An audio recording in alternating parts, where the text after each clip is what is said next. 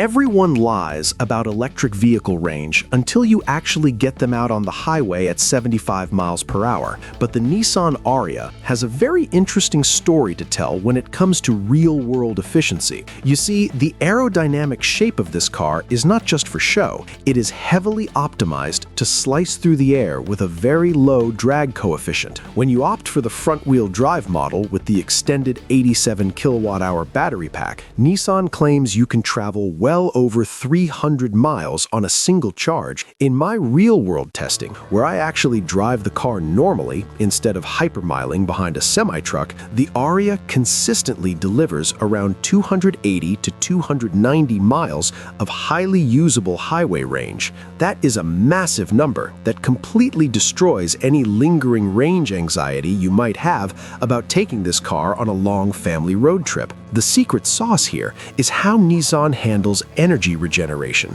They use a system called E-Step, which is their version of one-pedal driving. When you lift your foot off the accelerator, the car heavily regenerates power back into the battery pack, seamlessly bringing you down to a crawl. If you spend a lot of time in stop-and-go city traffic, you will watch your efficiency numbers climb dramatically because you are constantly recapturing energy that would otherwise be lost as heat from the physical brakes. I regularly see over 3.5 miles per kilowatt hour in urban environments, which is fantastic for a vehicle of this size and weight. When winter rolls around, you do not have to panic about your range dropping off a cliff either. The Ariya features an advanced liquid cooling and heating thermal management system for the battery pack, along with an efficient heat pump for the cabin. This means the car does not have to waste massive amounts of battery power just to keep you warm or to keep the battery at its optimal operating temperature. You'll still see a slight range drop in freezing temperatures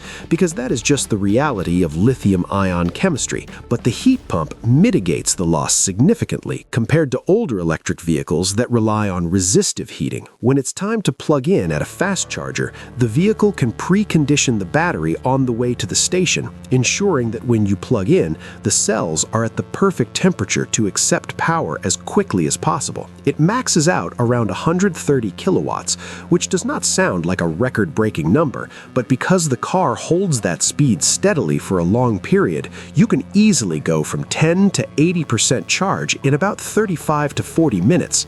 It gives you just enough time to grab a coffee, stretch your legs, and get right back on the highway with absolute confidence in your remaining range. I also want to mention the aerodynamics because it's not just about the exterior sheet metal. The underside of the car is completely smooth and sealed, which significantly reduces the turbulent air dragging underneath the chassis at highway speeds.